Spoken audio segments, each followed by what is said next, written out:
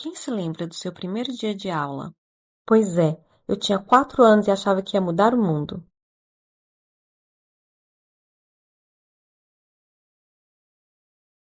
Sabe, eu tinha 4 anos, a idade em que você mal sabe amarrar o cadarço, mas já carrega uma mochila maior que você. E lá estava eu, toda empolgada, entrando na escola pela primeira vez. Na minha cabeça infantil, aquilo seria um portal mágico para o mundo do conhecimento. Eu ia aprender coisas incríveis, mistérios do universo, segredos das estrelas, o significado de palavras difíceis. Mas depois do quarto dia de aula, falei para minha mãe: não gostei da escola, não quero mais voltar. E ela me olhou surpresa. Por quê? Qual o problema? E eu disse: lá a gente só brinca e canta, eu quero é estudar. Bem, minha mãe precisou ir à escola conversar com a diretora, que acabou abrindo uma possibilidade. Eu vou colocar ela numa turma mais avançada, se ela conseguir acompanhar, então ela pode estudar. Graças a Deus eu consegui. E eu posso dizer que a experiência foi mágica mesmo. Eu aprendi tanta coisa, as letras, os números, tudo incrível. Mas o que eu me lembro com maior admiração foi quando tive minha primeira aula de história. Lembro da professora contando sobre as viagens das caravelas portuguesas e tal. Aquilo me parecia uma aventura fascinante, e foi só o começo do meu caminho de fascínio pela história. Bem, naquele momento eu nem imaginava que ela estava contando a história pela perspectiva da classe dominante ou numa visão eurocêntrica. Eu ia demorar muito para entender esse tipo de coisa. Eu entrei na escola no comecinho dos anos 80. Na minha cabeça de criança, aquilo parecia mais um castelo medieval do que uma escola. Um prédio enorme, com aquelas carteiras de madeira tradicional. Sabe aquelas que faziam barulho só de você respirar mais forte? Pois é, desse tipo. As professoras, ai, era um combo de simpatia com uma disciplina digna de filme de guerra. Elas até tinham um leve sorriso, mas bastava alguém sair da linha e pronto. Vinham gritos que ecoavam pelo corredor como se o próprio faraó estivesse dando bronca. E as arguições? Quem viveu sabe. Tabuada na ponta da língua, olho no quadro, e se errasse, meu amigo, não era só o erro, era a humilhação pública. Mas veja bem, ainda era melhor do que na época dos meus pais, quando o castigo vinha com palmatória e de joelho no milho. A gente só tinha que ficar em pé na frente da sala, olhando para a parede. Um clássico. Vou te contar uma curiosidade arqueológica. Essa ideia de aplicar castigo na escola já é bem antiga. Sabe aquele tipo de castigo em que o aluno precisa escrever no quadro repetidas vezes a mesma frase? Parece que isso pode ter acontecido no Antigo Egito, e no caso, a lição de casa vinha escrita em cerâmica.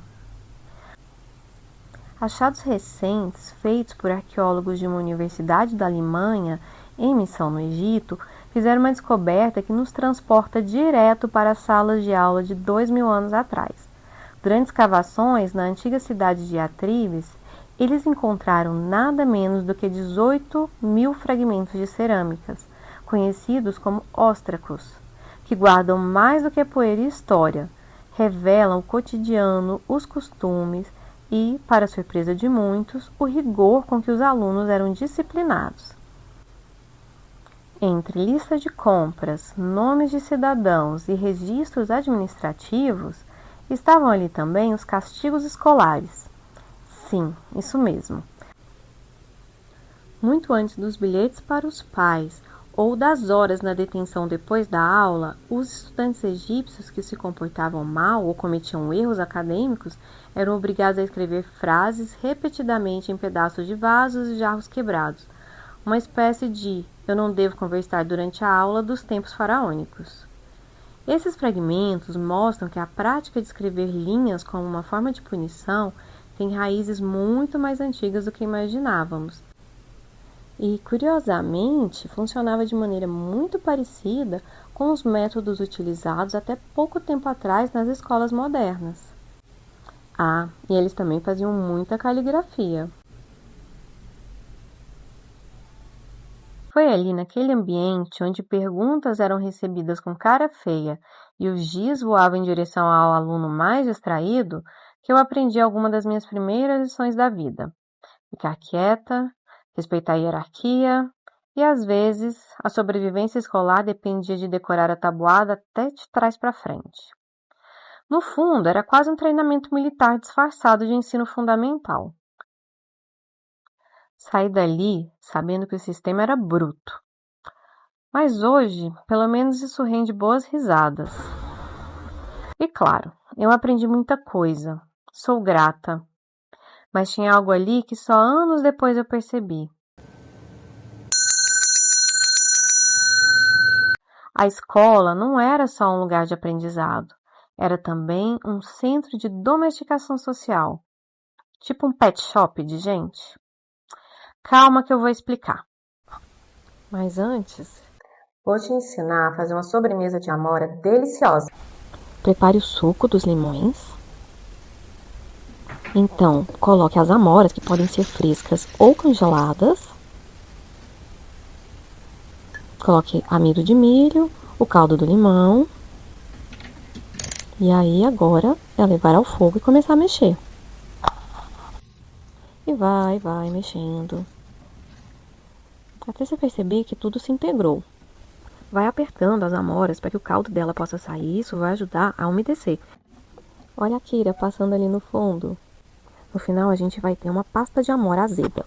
Deixa essa pasta reservada, ela serve para muita coisa. Eu vou te ensinar a fazer um brigadeiro de chocolate branco.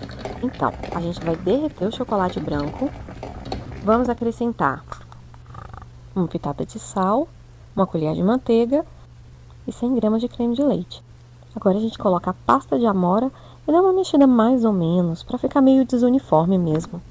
Agora coloca no refratário e põe na geladeira. Deixa lá por umas 2 horas. Depois disso você pode enrolar ou eu acabei cortando em quadradinhos, achei mais fácil. Gente, fica uma delícia. Só que isso é uma bomba de calorias, né? No próximo vídeo eu vou te explicar algumas opções mais leves. Os ingredientes vão estar na descrição. Agora vamos voltar para a escola. Eu vou te contar a história dela. A escola, do jeito que conhecemos hoje, nasceu lá pelo século XIX, embalo da Revolução Industrial. Antes disso, gente, nem existia essa de infância como a gente entende. As crianças eram mini adultos, trabalhavam, casavam cedo e basicamente eram jogadas na vida. A ideia de infância só começou a ser inventada entre os séculos 17 e 18. Na época, a percepção era: a criança é maleável, dá para moldar. É um serzinho rude, sem razão, que precisa ser civilizado, disciplinado e moldado. Tipo uma massinha de modelar social.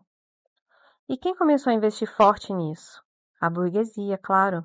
Porque a burguesia estava em ascensão naquele momento e ela quer garantir 3 coisas: que seu papel enquanto grupo de poder não fosse questionado, que a próxima geração fosse trabalhar quietinha nas fábricas, que o mundo acreditasse que isso é normal e natural, como se sempre tivesse sido assim. E foi aí que surgiu a escola moderna, inspirada em quê?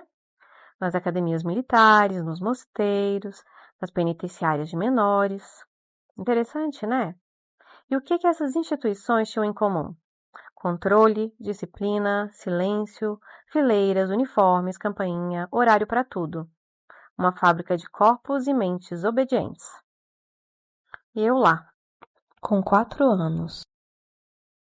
Minhas primeiras memórias escolares são das paredes altas, portas sempre fechadas, as carteiras perfeitamente enfileiradas, todas viradas para o professor que ficava num patamar mais alto, tipo um semideus grego, com um quadro negro atrás. E no final do dia, minha escola tinha a aula educativa. Era uma pregação moralista via alto-falante em todas as salas, feitas pelo dono da escola. Como se o Big Brother já existisse e fosse evangelizador. Então, não era só no meu colégio. Na América Latina inteira, no final do século XIX, os governos adotaram esse modelo europeu de escola. Por quê? Porque as cidades tinham inchado e o povo estava se aglomerando sem saneamento, sem estrutura e com muita ideia na cabeça. E para o sistema, isso é perigoso. Se junta muita gente que pensa diferente, o caldo pode entornar. Seria um campo fértil para ideias como comunismo ou anarquismo. Então o Estado percebeu que era melhor organizar, higienizar e domesticar esse povo. Surge a escola pública, pensada para tornar as massas proletárias dóceis e capacitadas para, adivinha? Isso mesmo, trabalho industrial. Mas calma, eu não estou aqui para colocar fogo nos colégios. Não pensem que eu sou contra a escola. Na verdade, eu sou bem a favor. Esse modelo de escola só começou a ser questionado ali por volta dos anos 60. Então eu vou te contar sobre esse novo capítulo da escola. Te aguardo no próximo episódio.